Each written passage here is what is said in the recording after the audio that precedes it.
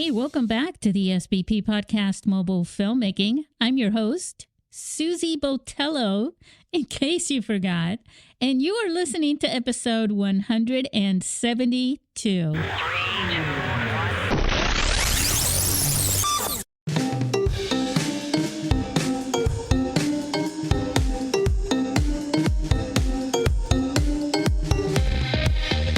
We are Fade into Film. Hey everyone, welcome back to the Fade into Film show panel. We've got Joey Min and Levi Austin Morris. How you guys doing? Hello. Hello. A little under the weather. A little under the weather for Joey. You're not under the bed, are you? No. Okay, that's good. Or in the bathroom. Are you in the bathroom again? Oh my god. Dude, that would have been an awesome yeah, podcast if my microphone was working. That would have been fun. It was good to listen to it, huh? Yeah, you had things to say. You did. There was literally a party going outside because I was schmoozing with people, and I was like, "Hey, I'm gonna do a podcast in the bathroom." Just, I love that. I'm gonna have to send you business cards so that the next time you say I'm gonna do a podcast in the bathroom, you can hand out cards and let people figure it out. And then Susie has new guests for future podcasts. So guys, we're talking about our last podcast for the Fade into Film episode 171, because just as soon as we were a little bit in, about 50 minutes in, Joey's microphone died. yeah. And so he's since brought it back to life, right? Yes. Well, now I'm home, right? I'm not on the road. I'm not in like Canada, out of nowhere, so in the woods. Joey brings adventure to our podcast. Yes, he does. Travel and adventure with Joey. Oh my gosh. So we are going into 2024 ill prepared. It just seems like April 2023 was just like not that long ago, Levi. Oh yeah, I honestly feel like last year went by insanely fast. Yeah. Yeah, and it totally did. And that's good. So we won't forget each other when we see each other again next April. I remember what you look like. Yes. Guess what I was thinking about? I was thinking about like what's in store for smartphone filmmakers in 2024. And I thought that probably by looking back a little bit at 2023, I think I have some ideas, guys, about what might happen. One thing that I've been noticing out in the chat rooms of America, no, I'm just kidding, whatever they are, out there on social media commentaries and things like that. One of the things that I'm noticing is a lot more people are saying things like we say, like, you don't need all that gear. It's not all about the gear. It's about the story. It's about, blah, blah, blah. And so I think that the other side of that, like Levi, you used a gimbal for making your film, and I'm sitting three gimbals. Gosh, because one's never enough. So me, on the other hand, I can't stand gimbals. Sure. Yeah. So that's my thing. And now there are, the technology on the phones has made the stabilization so good that we really don't need so many gimbals for everything. Like a lot of people use them for everything. I don't think people use them enough. I think. I agree. I think people could use them more because I've seen some footage that gives me a headache. Well, for movies though, I don't think you need them for everything. I think for actual movies, there are certain things that call for it. And it's the same thing with like promo videos, documentaries. They're pretty good for some things, but there are a lot of other things that really, whatever. They're just not for me. I don't really like them, but a lot of people love them. But I see more people agreeing with that they don't really need them as much. you Well, I know? mean, I think with the advancement in technology and like I'm excited. I haven't purchased it yet, but I have plans in 2024 to upgrade my phone because I still have the 11 Pro. Mm. So I plan going up to the 15.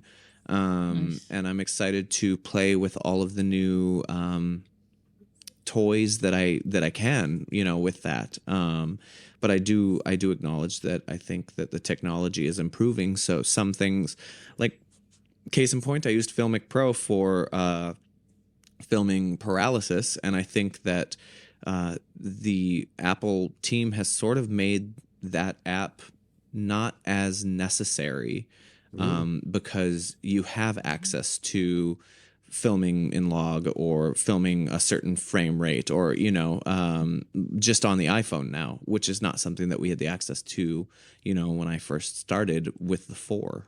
Right. It's crazy. Right. Yeah. Yeah. And I've also noticed lenses. Lenses are doing the same thing where not a bunch of people are using lenses. And I don't know if this, we hear more about iPhones than Android phones and things like that. But That's because they're superior. So according to people, the lenses on the iPhones are getting so good that they don't really need lenses, which is weird. But there's still no anamorphic lens. I mean, I will say Is to there? each their own. I still love the anamorphic lens so much, and I love the moment lens. Like it gives me a Yep. beautiful bokeh background, So I really enjoy playing with lenses Yeah, something over filters. we all know that one of the pioneers in this industry, Filmic Pro, pretty much, even though they're alive, there's no one there that was working with them originally, and Yeah. it doesn't look like they're doing much of anything with it other than just being there collecting what they can. And that's not Filmic Pro. Just understand that I'm talking about the company, the Bending Spoons company. But another thing that has happened since, and more quietly, by the way, is Moondog Labs. Moondog Labs is kind of quietly sort of disappearing. And I went to verify my suspicions, and sure enough, it looks like all the products on their website are sold out. Oh, So, yeah. So that's sad because that is quite literally my favorite lens. Is the and Moondog they're Lab. also pioneers as well. Yeah. And so, yeah. And they were in my podcast way back, kind of like, I can't remember the number of the episode. You guys, I hope you don't expect that much from me. I think listeners are okay now. Yeah.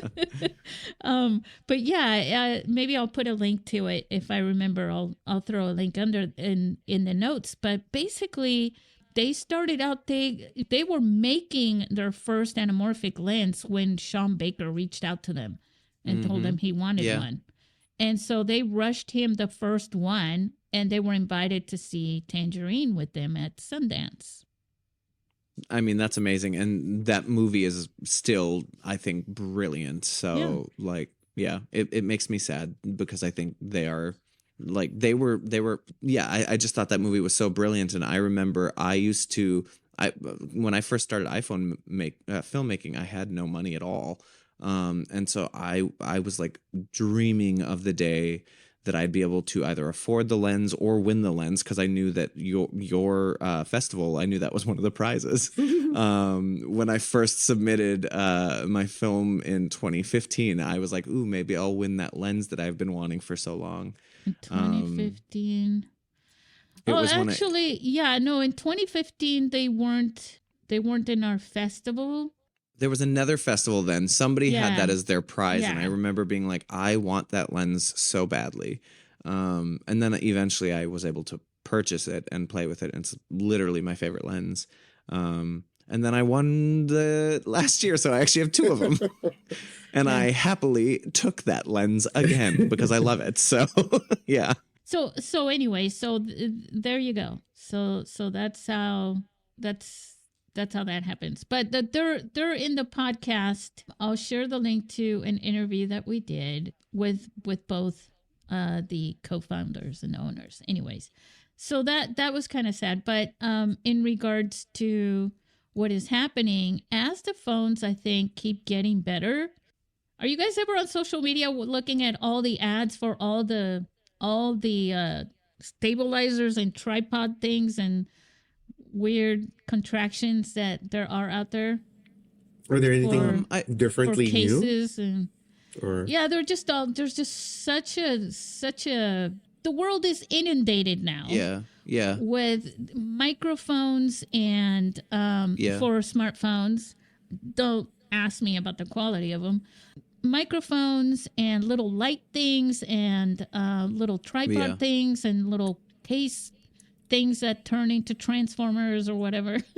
I mean, I think with TikTok and social media growing into what it is and influencers becoming a viable career, I think that these technology companies are coming up with as many things as they can to sort of, and so some of them are cheap quality, but some of them get the job done. If you need a little ring light, you can now attach it to your phone, and you have a little ring light right on your phone. So yeah, I mean, I'm not seeing that many ads for them, but every once in a while I certainly do get like take your, vlog to the next level or whatever the kids are doing. Right. Whatever the kids are doing. Whatever they call them. Your content. Your content. That's what they say. Take your I still vlog, Joey. As you should. It's so funny. But yeah, it's just incredible to me how we have mobile filmmakers who are saying, basically in a lot of ways, they're saying less gear is actually good. Concentrate on this other stuff, like the story and the filmmaking and blah, blah, blah. Let's not forget there's post. That also happens. Yeah. At the same time, how necessary is it? Because I think that the reason why we're seeing so many of these products, economical products, should we call them? I don't want to say they're cheap, because maybe they still work. Budget friendly, yes, inexpensive, whatever products. I think the reason they come is because they see an industry that they could benefit from. Oh, for sure. And that's why they're there. But for everyday cinematic mobile filmmakers, it's actually a little bit of the opposite. So I have like this little drawer, this little cabinet that stores all of my gadgets, my phone gadgets. And it has grown massively over the years, but I will be honest, I don't use a lot of it. Like, it's something that I purchased either, back in the day when I only had a certain amount of money. So I was like, well, this is going to be good for now. Yes. So it was like the clip-on lenses or, and I have like a microphone that you can plug into your phone so that you have better quality that goes into your phone as opposed to just using the microphone that's built into the phone. Right. And so like there's little gadgets that I have, and I don't think that they'll ever not be like, even for filmmakers, like I still get excited about something new, like I haven't been for a little while, but like you, Susie, brought up the thing that you were talking, the Zacuto. Yeah, the Zacuto, and you're very excited about that, and so like, excited that I knew exactly what you were talking about. You did, and I actually have been getting ads for that now too. So I'm like, ooh, our phones are listening. But I haven't gotten like super excited about something, but I still do get excited, and I still do want to purchase it and play with it and see, will this become a part of my sort of tool belt? Because I still have the first gimbal I ever bought. It's not great. I think you should definitely try it. I'm surprised you didn't get one with all the awards you've been getting. Oh, well, thank you. You're sweet. Well, they're gonna be at our film festival, so you'll have a chance. To steal one from a filmmaker. Yeah, well, I mean, that's supposed to be your prize. I'm going to take it now. Yeah, I think to be honest with you guys, we're talking about the Smart Z Finder from Zacuto. The thing that I think people miss a lot is that they don't understand that you could stick your entire hand in there, and that what you see isn't the view from a viewfinder. It's like the entire screen, and it's all nice and lit up in the dark. In like it's like you just walked into your own theater, you know. And you can still touch the screen and do all the controls, all the slides, all the tappings, and all the enlarge and pinching and unpinching and all that stuff that you do when you're using a camera app or whatever. You can still do all that. Heck, you can make phone calls if you want to. But I mean, it does sound amazing. I just haven't been. I just think it's underrated equipment. because you can't see a lot of what it is until you literally see it. Yeah, until you're playing with it. Yeah. But I think people don't, and it's made really well done. It's like good stuff. Every review I have seen, actually, like not just you, I have seen other reviews, and everybody's very positive about it. So, you just have to get it in your hands. It's one of those things. It's like, guys, you just got to taste that Coke. Yeah. I'm talking about the soda. Coca-Cola, clearly. Yes, clearly. This is a drug-free zone. No crack projects here. No crack. Yeah, no crack. So we won't go there. That's funny. That's funny. So so that's that. That's the end of our show. No, I'm just kidding. So what do you think? Why do you think? Now, I know this is going to sound really random, guys, but I got to tell you, I think on every movie set that I've ever been in, the C-stand gets a bad rap. And I really want to get C-stands. They're so expensive.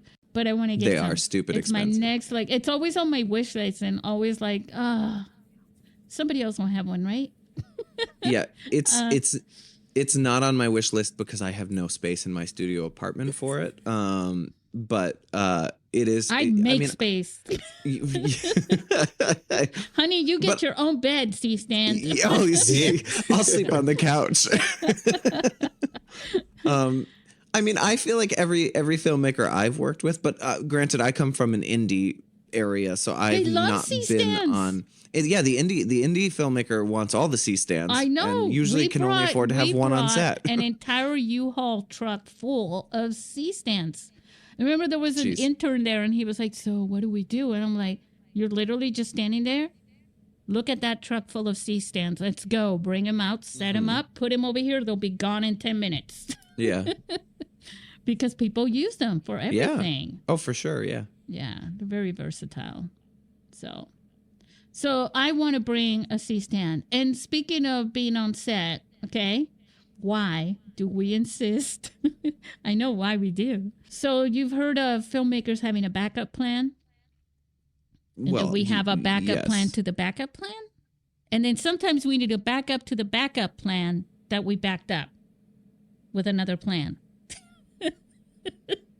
Right? Well, for myself, I'll be honest. I have been no. I have been somebody that from the beginning, like once I realized that I could make a potential career out of being a performing artist, because my background is in theater.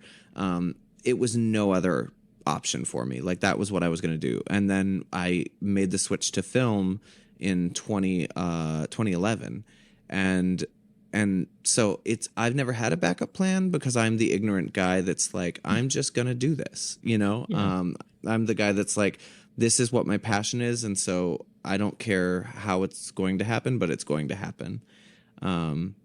Yeah. So I don't have a backup plan. Yeah, well, I am so sorry to hear that. I bartend for kidding. Supplemental income. Yeah. Yeah. So I think what happens is we bring everything. We bring everything and then some. Like you don't just bring the one mic. You also bring the just in case mic, and then the other one in case the real mic is out for some reason, and the just in case mic just dropped on the way to you, and now you're stuck with this third mic. But at least you're gonna get the shot, right? Because you got that mic. See. We bring so much gear to ours to just, and I'm just talking about traditional filmmaking. We bring boxes and milk crates, right, full of stuff. We bring trucks full of stuff. Yeah. A lot of Things this that never stuff- get touched during the shoot. Yep, a lot. But they need Yeah. to be there just in case. Yeah. And that I wonder if we all need to get checked out by psychologists. Because We're hoarding equipment. we are really, yes. I'm sure somewhere there is somebody who says, I almost got divorced because of the room, right? Or something. I don't know. But we bring all this stuff. And Yeah. then here we are saying, like, we don't really need this much to make a movie on a phone. And I think there is a little bit of a difference between the two. The phone is the entire studio, basically, on its own, if you think about it, right? Yeah, I mean, it absolutely It's is. very Like self-contained. it can be the cutting room. It can be, it can be everything. Yeah. Whereas in traditional camera equipment, things are separated by Sure. nature. Yeah. You know, a long I time will ago, say I used I to am sell still a- electronics, and I used to tell people used to buy those electronic sets that were like, oh, here's the receiver, here's like a CD player, and here's a blah, blah, blah, and here comes the speakers, and it's all one unit. Yeah.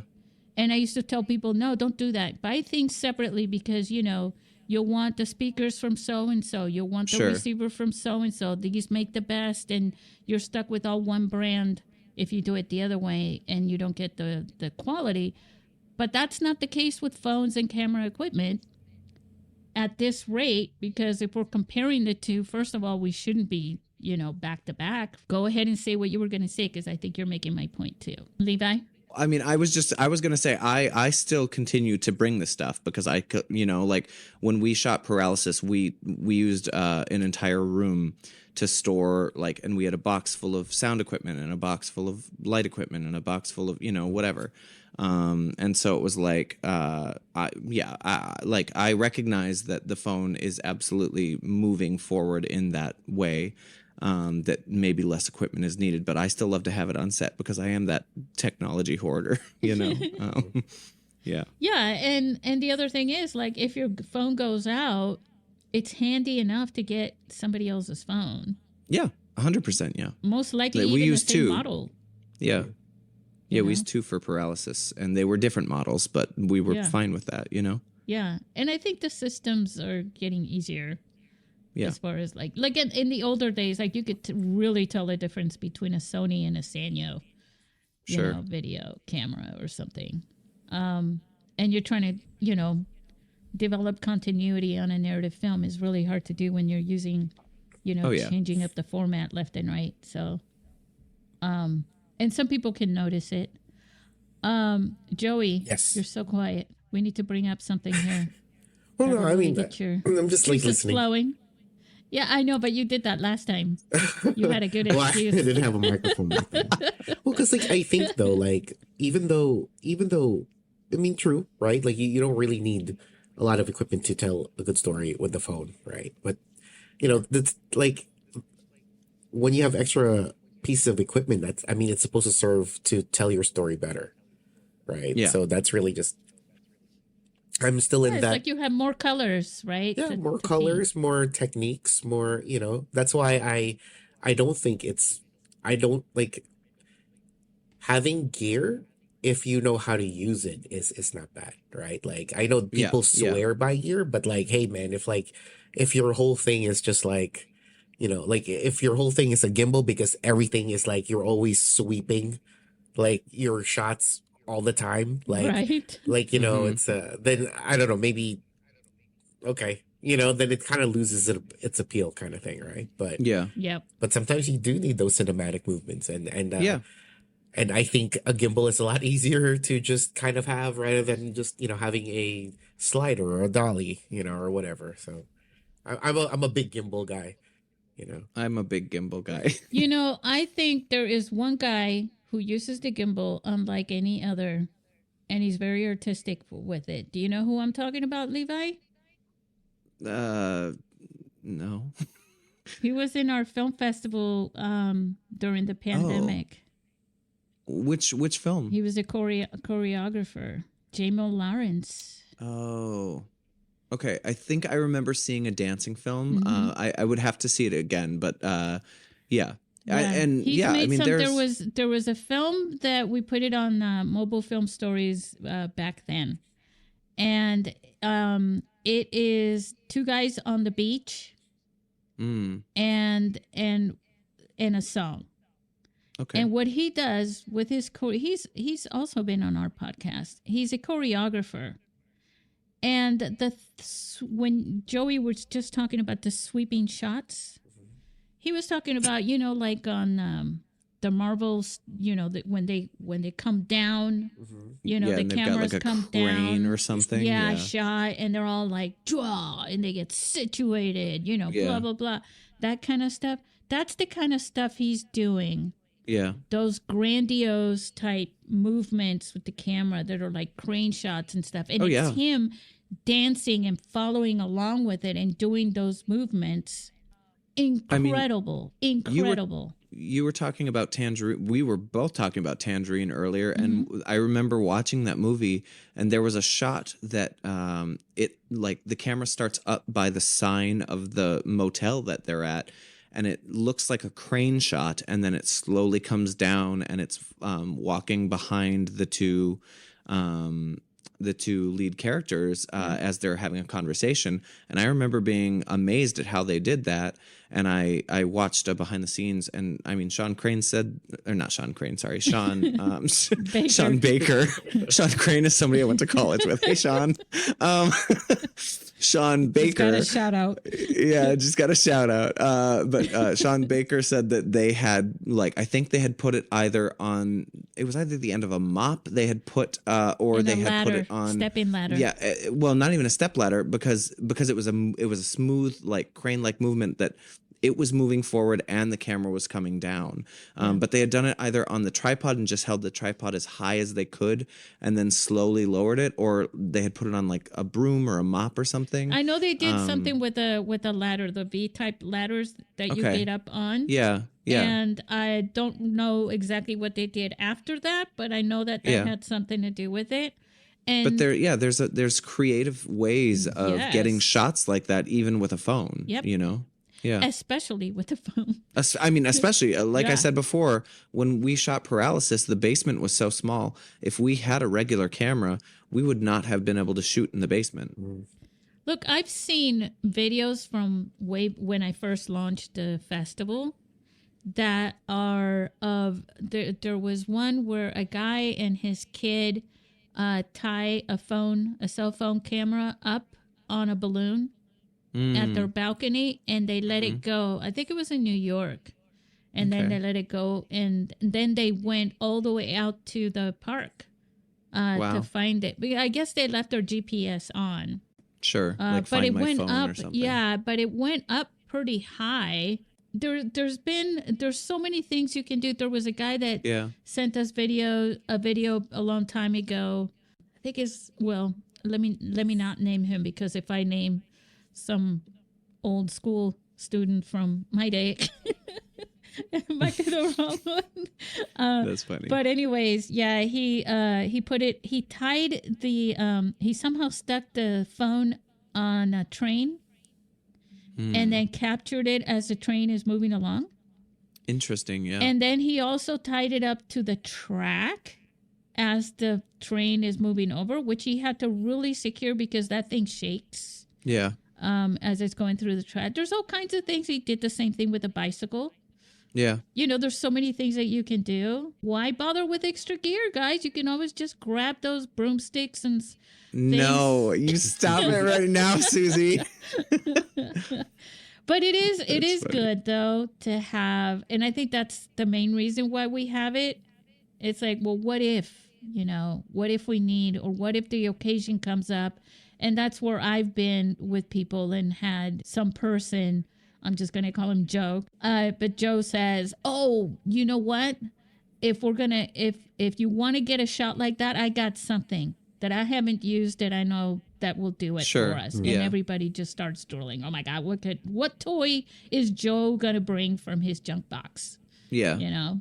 Yeah. And it works. And it's Yeah. great. And they'll have a fun time talking about it later at the rap party. So I mean, one of our guys brought a fun little light that had different functions on it. It was like a little cube light, but it had different functions where one of them looked like a TV. One of them looked like it simulated what a TV does, or it, like, so it was like, we ended up using that light a lot, like in our movie, because it like had different settings that we could play with. So, And versatility.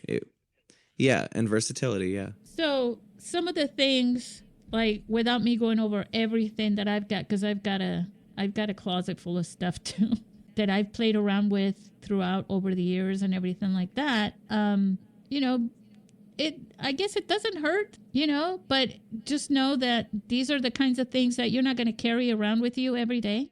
Yeah. These are the kind of things that a mobile filmmaker will take when they're on a shoot. They're planning on shooting. But I'm sure though, like in pre-production, like if like the whole team would go over the script, and like if the DP or director already has an idea for a particular thing, like you guys should know what to bring during that particular shoot day. Like it's planned ahead of time for sure. Of course, yeah. And I will say, I was making movies before I ever owned any gear. It was literally just me. The ones that I shot in 2014, it was me. I had a baby tripod that was 3 inches. Well, it was probably like 5 inches, but like I would carry it in my hands, and then the phone was connected to it. So we shot the entire that film that was in your festival, Susie, the first one, 90 Seconds to Live. It was just me with my phone on a very, very small tripod. I didn't have sound equipment. I didn't have lighting equipment. So like if you have a compelling story, and that film, like, it was a tiny film, but it was in like 3 or 4 film festivals. Yeah. Hell yeah. Because I actually have the same story just like that. Yeah. Oh yeah. Well, so one of the first film festivals I ever entered, about like, I don't know, maybe like 15 years ago now. It's like the Philadelphia Film Festival, but Yay! yeah. So a long time ago, I shot this short film. It's kind of like a serious action thing. It's a short film, but I did it with this tripod that I bought from Best Buy. Like it was like $35. Okay. And so I was also kind of like I was filming the event, just for me. And one of the other filmmakers saw me filming the thing with my camera, and he pointed at my tripod and he started laughing, and he was like, "What is that?" Oh man. Right? Yeah. Yep. That's and I'm like, did that my question is, how did that make you feel as that person? Were you embarrassed? no. I mean, like, he's nowhere and I'm where I am right now. So clearly it's never, because he was already laughing at my gear, right? Then our movies came out. He didn't win anything. So sure. So in the end, it's like, it really just means like, as long as it fits you're right. Like, you could have like a broom or whatever to get a particular shot, but that's not really, it's supposed to do a job. Right. Yeah. So it's whatever's supporting your story. Exactly. You could, I'm not gonna lie, the reason we have 3 gimbals, we started Paralysis with 1 gimbal, and the reason we have 3 is, and this is jankety, the gimbal that I owned, I had for years. It was like, I think when I had the 6, it was that gimbal, and so there's a weight restriction on that gimbal. And so it would freak out, right? If it's too heavy, it would freak out. And so in order to for the first few days of shooting Paralysis, we would like tape a rock to the other side of the gimbal to counter the weight. And we did that for the first 3 days, and then my lead actress was like, "This is ridiculous. I'm buying you a gimbal that is higher quality, or not high, but like has a higher weight thing." So she ended up buying us one, and then we ended up buying a third one before the end.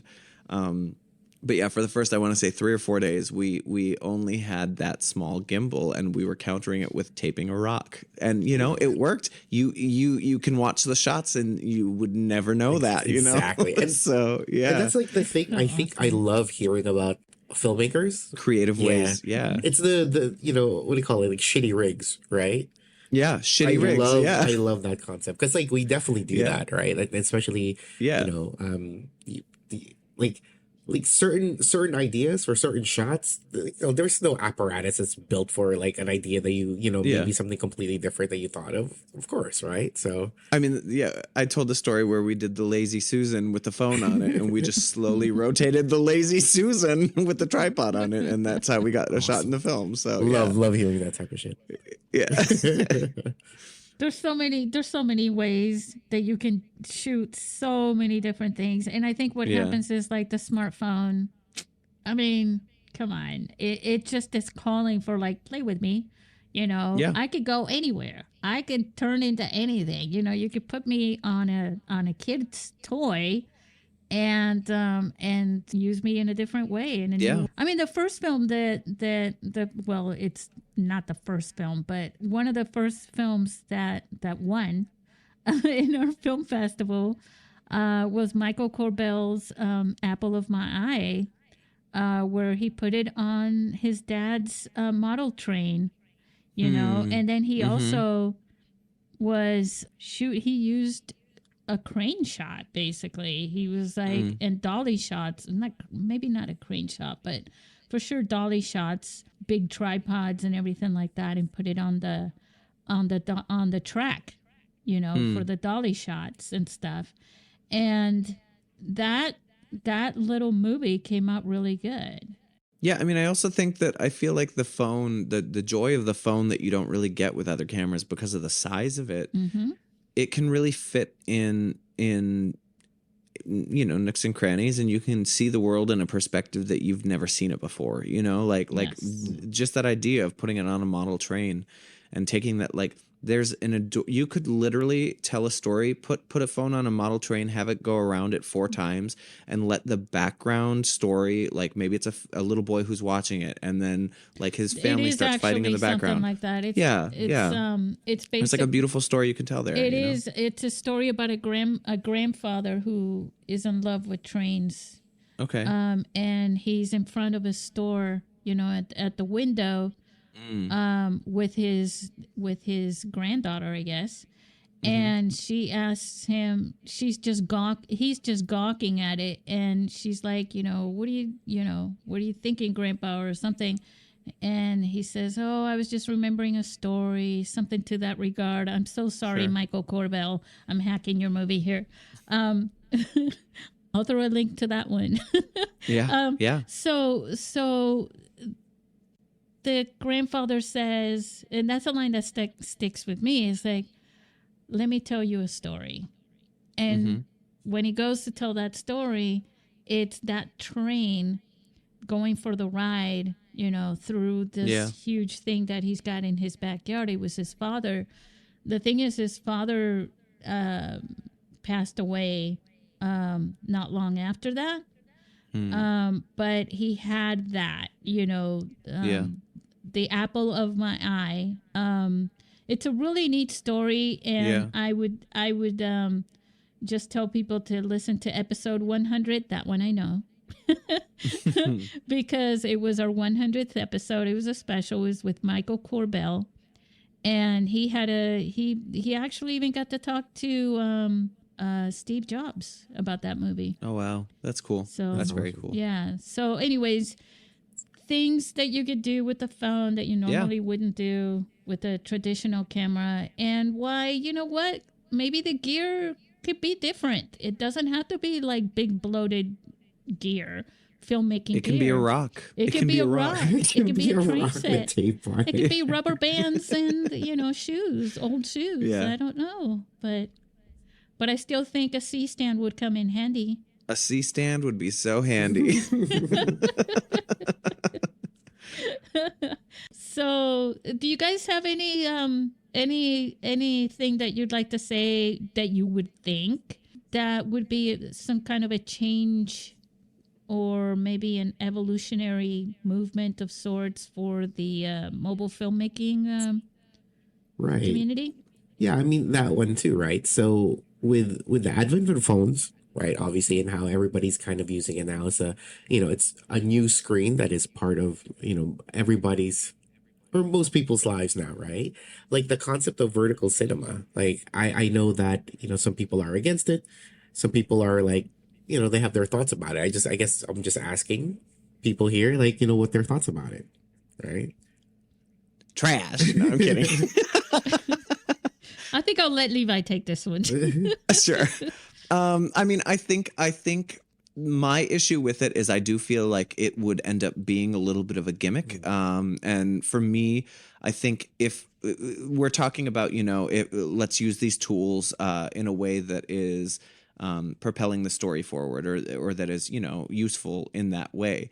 And I guess if it's supporting a story, but if it's just a gimmick, I come from an art background, and so I love when I can tell that a team has meticulously created the composition that I'm seeing on screen. Like I love, some of my favorite movies are when you can almost take any frame and it print out the screenshot, and it could be in a piece of art on your wall, like, because it's so well composed.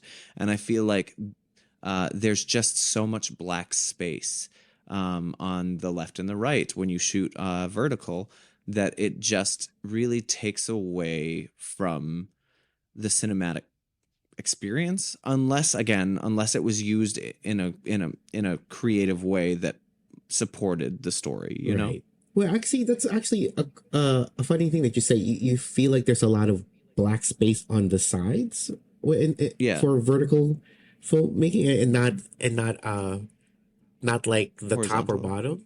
You don't feel like because like, okay, so right now I am working on a vertical cinema. Sure, it's and I've been having difficulty in framing a lot of the couple of ideas of my shots. Then when I actually execute it, it's a little bit weird because I've noticed that I'm framing people differently, and I have like a lot of negative space above their head because I'm trying to balance out the like their you have torso. to step back so far out in order to get the whole picture. Well, no. So I'm purposefully trying to still frame it for a vertical shot, but when I'm but if you were to film a person, usually when we film like the gold, like the golden ratio, right? If you the 3/4 or whatever, right? Yeah, where it's like the cross. Right. So it makes sense because like how we see the world, it's in a we don't look at the world vertically, right? So now that I'm filming somebody, and like if they're just like in a dialogue or they're saying something, I notice that I have a lot of this negative space above their head because I'm trying to balance out what I think is negative space because it's just their torso or something. Like, maybe they act with their hands or whatever, but they don't, like, nobody is that super animated that their hands go up and down across their entire torso. So I'm having this difficulty filming. And I think it's also kind of fun though, learning this way. Like, yeah, sure. I don't think that people would like to watch a full film vertically. I know there was like that company before. I think it was called Quibi and they lasted for about a week. I know, right? But they did have some. They had that. There was a lot of shade at AFM for that. Yeah. There was like 2 films, and I thought that was kind of creative in terms like there was this. I forgot what film it was. Like he was in a car, but like anytime you turn your phone, you see the messages on his phone. But then when you turn it back to like landscape, it goes back to like cinematic mode. They had like a really cool interactive way of presenting that film because he was like talking to people on the phone and he's like reading his messages. And if you want to read his message, like I said, you turn your phone vertical and you get to see his message. Yeah, I thought that was really cool. But like a phone is a screen now that people are used to. So consuming consuming content on. So like I am trying to see what I can do with it. Like I have like good thing, like my thing is a little more creative than just straight up just like talking heads type of thing. But I'm having a very difficult time. Yeah, I mean it sounds like a fun challenge and exercise. It sounds like it would be something fun to just to see what you can do and if you can I mean, I think there's also, you know, you could do the thing where you also have 4 verticals right next to each other, you know, and fill the screen. Mm-hmm. Like there's a lot of fun things I think that you can do in but then 4 verticals that. like next to each other, then you just kind of have like a normal. There's some I mean, yeah, experimental but- films in but- our film festival from the beginning Yes. that actually are like that. There are like three panes, Yeah. and they alternate the story. There was one really yeah, good. there was one that happened this year. Yeah, Yeah. they This past year. yeah they it had to do with scenes, you know, with mountains and skies and things like this and trees, and then it would become kind of animated and go into the next one and the next one, and then the other one would start, and they would follow each other with some cool experimental music.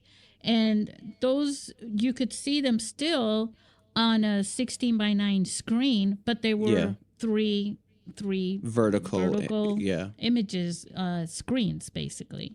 Yeah. So if it's something like that, yeah. But I mean, I think there have been some actual feature films, and I'm having a hard time remember which they were a long time ago, where they were having the different camera views, like they had all the camera views for certain people. Do you remember what this was, Levi or Joey? It was No. like they were showing so they had like 6 cameras or something like that, and they were showing the expressions of someone close up here, and then it was like the Was Brady this just a Bunch. video on YouTube? It was like a grid, like the whole movie was a Yeah. grid. Do you remember Okay. this? Is it? No. So it Oh, was is really. it like that horror film where like they're having like a Zoom call or a Skype call? Host or something? No, it The was Host. like the whole movie was done like that. I can't remember what it was now. Now it's gonna eat me up. Because it's not right for me to just sit here now and Google what this was, but I shouldn't have brought it up. But it did come up. So whatever that movie was, hey guys, are you listening? Yeah. Not you. Oh, not us. Other The guys. listeners. They're always here. Don't Yeah, forget I'm them. listening. Yeah. Maybe, you know, you guys can tell me what that movie was, but it was basically like that. It was a continuous effect of cinematography through different screens on one screen. And they would have them playing out like here, this window, you know, window in window, picture in picture type thing, but all over the screen. It was really cool. Anyway, Interesting. I think not for the whole movie, but maybe for as an effect. It can Yeah, be done. I think it could be something used in a very effective way. Yeah. Yeah. So Yeah. So there you go. That's Levi's take on that. But again, it's for watching movies on a phone then basically, right, Joey? Yeah, basically, yeah. That was Yeah. like I think that was what Quibi was for. I mean, I think people ultimately will watch wherever they want to. Oh but yeah. to specifically watch a film in vertical, that's still kind of That's weird, still, right? Like I still think it's weird, and I'm making one, right? So I mean, that's exciting, Yeah. and I'm excited to see what you do with it. Like For a it's longer interesting film, to I can see always as just- a turn the screen. You know what I mean? Like Yeah. like initially I watch you know, like, oh, here's an ad for a movie, or here's whatever for a movie, and it's like, fine, I'll watch the initial. I'm not gonna go unlock the phone and turn it sideways for a 3-second trailer basically. But once I go, okay, you know what, yeah, I'm gonna watch this, I'm gonna watch more of that, even if it's a news story. It's like I'll just flip it sideways right. at that rate. Because it is good. It's kind of funny though, because when now that I'm seeing with TikTok and everything, and the people that are trying like certain aspects of filmmaking, like through this short form content video, whatever, It's a challenge. right? But it's funny. It's like seeing people learn about filmmaking for the first time. frustrating. It's so It is frustrating. because Like, everybody only focuses on one aspect of filmmaking. Like I know for a while here, it's like transitions. Like it's called a match cut, like lady, like Yeah, but yeah, that's their yes. whole. But that's their whole like Instagram, or that's their whole TikTok, and Yeah. and like some of them are creative, but that's their content. Yes. Like I hate Forte. saying that word, right? No, but it's like there was a guy who's like literally just doing cinematic TikToks, and it's like What is but cinematic he's TikTok? doing. I mean, it's he sets up a scene, and he like has figured out how to like light it and make it look moody, and then like he puts somber music under it, and people are like, "This is amazing, this is so beautiful," and I'm like, "You guys, he's just doing what fucking like it's so frustrating to me." I'm like, It's called filmmaking, like, you know. it's called filmmaking. Oh he's my God, like, actually- you're all talking about how beautiful Yeah. this is. It's I actually I have the script somewhere, and I know I want to do a sketch on our YouTube channel where like I meet a new filmmaker, like a new age filmmaker, and it's somebody with a phone, and they just run around and like just makes crazy fucking movements with their phone, and I'll be like, what is this? Like I had this whole sketch for that, but I never got to do it yet. I mean, that's a funny idea, because I do feel like that's what's kind of what's Yeah, happening. it is. But It's yeah. like, There's a bunch of reels like that on Instagram know. from And it- channels that's all they do. But that's the thing, Here, let though, me it's- watch me dip my phone into the river. Yeah, What's that? exactly. Dip Yeah. it out, you know. Yeah. but it's funny because like it's really they're literally learning filmmaking like piece by piece, Yes. right? Yeah. And it's funny if Yeah. like I don't know if it would ever like blow their mind, be like, oh yeah, and you do that with a story that lasts more than say 3 Right. minutes. Then you have a scene. and you Yes. put that And then together, you can make a movie. right? But then it which is Yeah. kind of And funny. it literally is stitching. It is. I mean, you're literally stitching things Yeah. together. I mean, Yeah. the whole concept of storytelling is the timeline, right. you Mhm. know, and that's how we edit them, and that's how we write them. That's how everything. That's why stories to me is like, oh my God, do people not realize stories is more powerful than money? Because it is. Because it's everywhere and everything. You can't kill it. I mean, you can't. Hmm. You can't kill my story. Yeah. No, But I you mean, can't because kill it. if oh yeah, And it 'Cause somebody's gonna existed retell it, before you know? us. Yep. You know, and but we're the ones that are turning stories left and right, even the same stories left and right, you know, Mhm. from different perspectives. And even the story you told today, if you tried to tell it tomorrow, it wouldn't come out the same. Yeah. You're not even the same person right now as you will be 10 minutes from now. Yeah. I mean, technically speaking, obviously. But And I would like so- to I would like to argue though that it's also because of the phone that maybe people's like attention span for stories have become shorter. Right? I would No, I mean, that's say- not an argument. I agree yeah, with no, that. I would say Social that media more than it's yeah. not so much the phone, it's the amount of media coming at you, because it's not just a phone. It's when you walk into a restaurant now, they have screens everywhere. Mhm. And they're advertising to you. The freaking menu probably just comes alive, and if there's a QR code, there you go. But Yeah. what I'm saying is, like, it's the amount of media that has gone crazy, and they are closer and closer to us. They're inside the house. At first they were on the TV set or on the radio, right? If you want to go back 1,000 years or whatever that was, you know. But it's like, it's the amount of media that has given us this short attention span. The phone is a part of the amount of media that we're consuming. But I wouldn't say And how it's, we're consuming. I think if it wasn't the phone, we'd have some other way. Remember yeah. I those? mean, technology still has have become one of those- accessible, right? And I you think know that's those really Yeah. nice. portraits? Yeah. Portraits for photographs, Uh-huh. which are now you just plug in your USB drive and there's all your photos, and they're just flashing by. Mm-hmm. You know, while they're just sitting there.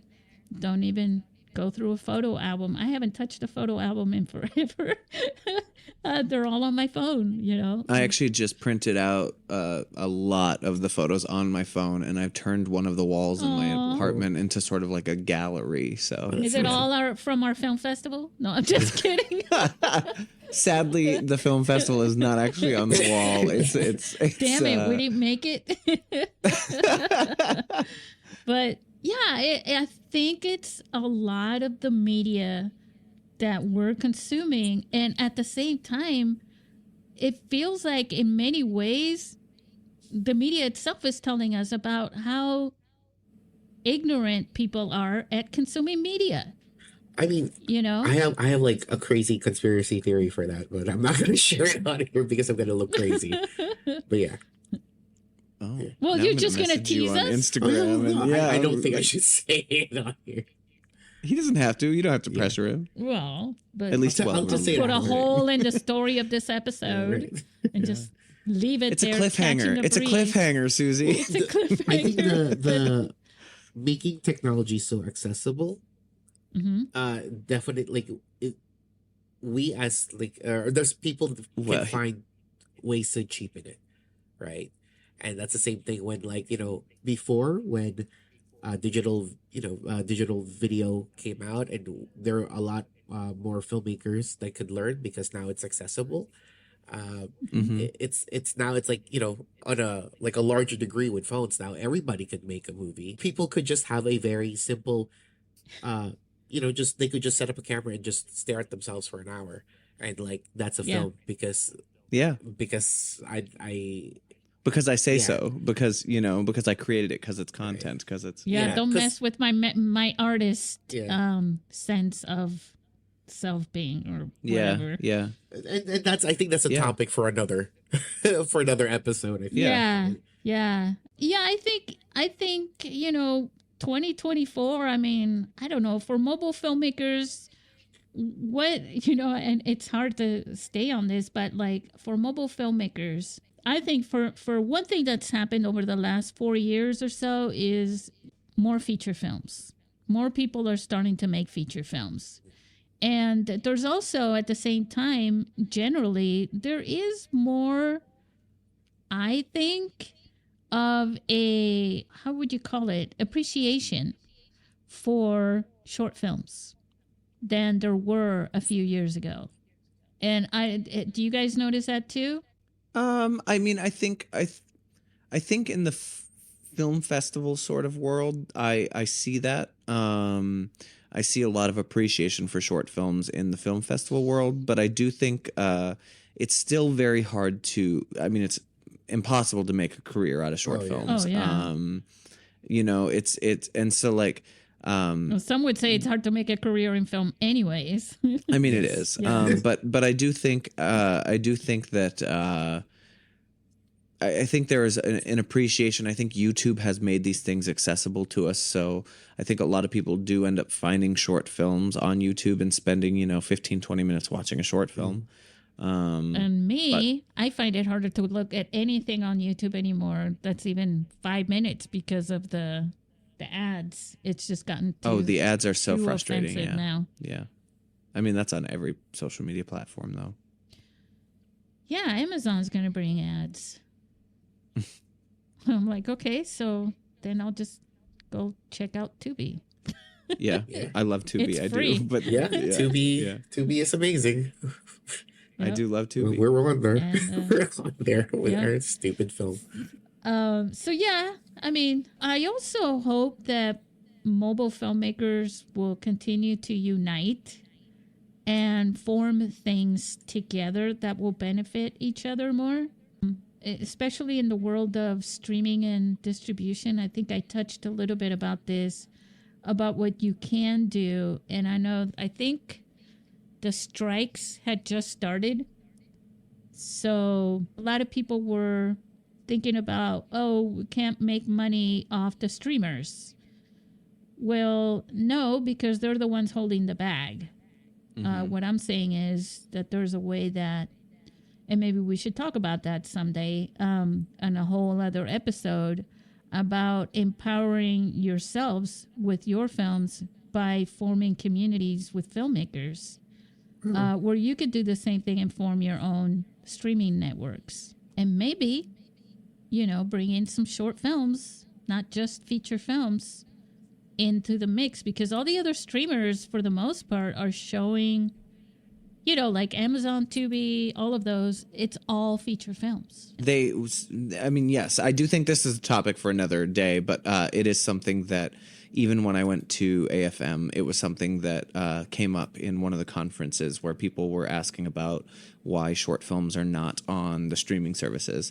And ultimately, what they said at AFM, the people on the panel, was it comes down to money. And there is not, they have not found a way to make money out of short films, so they don't see a need to invest in it. Yeah. But yeah. Anyway, I think it's a good topic. But I think that's definitely. Anyway. So, all right, then 24 is looking good, right, guys? Yes. Heck yeah. Guys, 2024. It's all about you and your stories. Do it your way. The Susie, it's the Fade Into Film slogan. It's no other slogan. Have it your way with Fade Into Film. Not have it your way. Tell it your way. Tell it your way. Yeah. Tell your story your way with your phone. Yeah. Anyways, all right. There's not going to be a big claim as the last sentence for this episode, except for to tell you that right now we are spilling out the pixie dust and wishing you all the very, very best and most magical, happy 2024, which started a couple weeks ago. But hey, we've got a whole year ahead of us, huh, Levi? Yeah, let's take this year on. Yeah. I'm ready. Let's take it on by the dragon thorns. Horns. Yeah. The drag horns. Yes. The drag horns. All right. Sounds like a good night, group. Say good night to our listeners. Bye, guys. Bye. See you next time.